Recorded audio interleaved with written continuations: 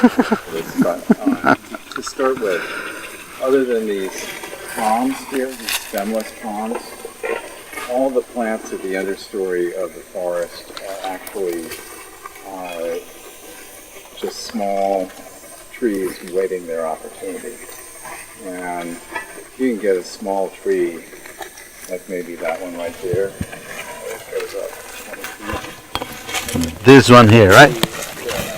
This one. That could be a couple hundred years old, the one behind it. Just waiting for the opportunity and the opportunity may so when it does, it's a rush for the light. And one of the other things you'll see here is that basically,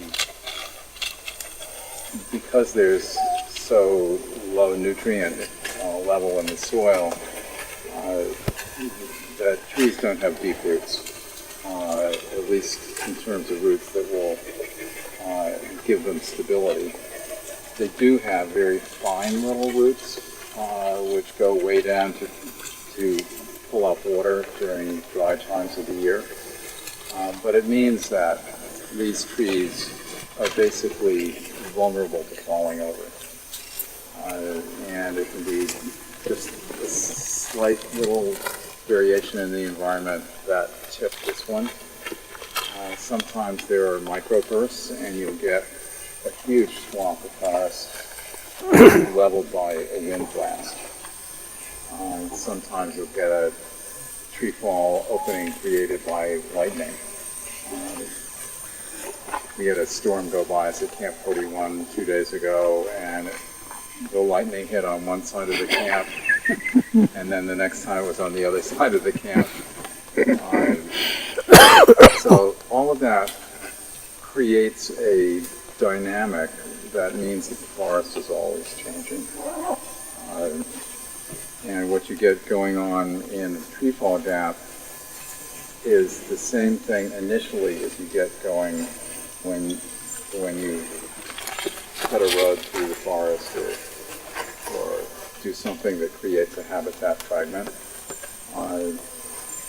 And the only difference there is that you'll get a lot of vines growing up and beginning to, in a sense, to seal off the edge of the forest from light penetrating laterally.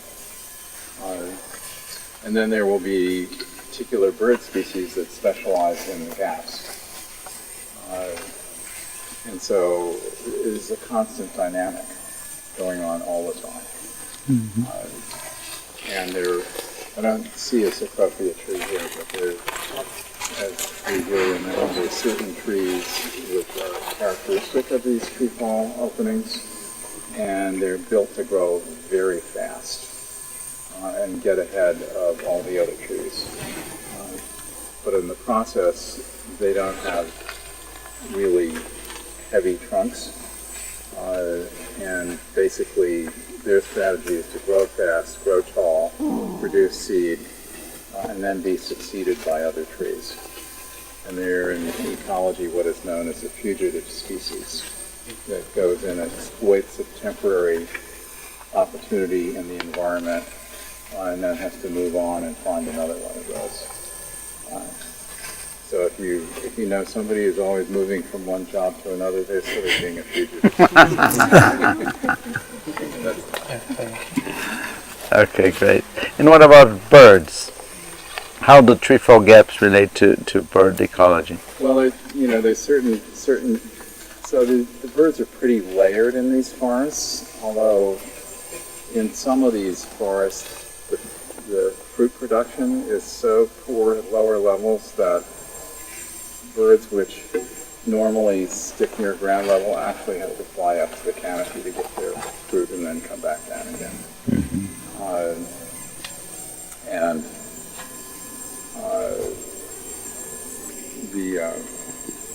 Anyway, tree fall gaps are sort of an opportunity for birds of the edge, including hummingbirds that are looking for flowers, and the rest of it.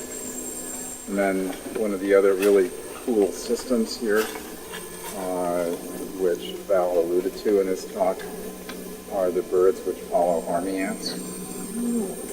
And army ants, have colonies of 1 million ants or more with one queen, and they go through a 3-week cycle, during half of which they're in a quiescent bivouac state. But in the other half, they spread out across the rainforest floor in this crunch and hunt for insects and small lizards and things like that. And it's quite spectacular, and you can hear it, because you've got basically 6 million ant legs going all at once. And you hear the sounds of these animals trying to escape the ants. And then, so basically the ants are scaring up food that the particular bird species have essentially become obligated consumers of.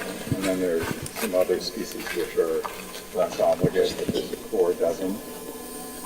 And then, if I remember correctly, correct me, Cody, if I got it wrong, there are 107 species of butterflies which follow the army ant following birds because they exploit the nitrogen in the excrement of the birds. So you have this whole complex system which is only working half the time out of every 3-week period. So the birds and the butterflies end up having to switch to a new colony. They're always looking for the next colony. And in our fragment study, which I won't have time to talk about this afternoon, we figured out that you can just keep that system going in 100 hectares of forest. That's just enough to support 3 colonies of ants, and that's just enough to support the ant-following birds. That's interesting.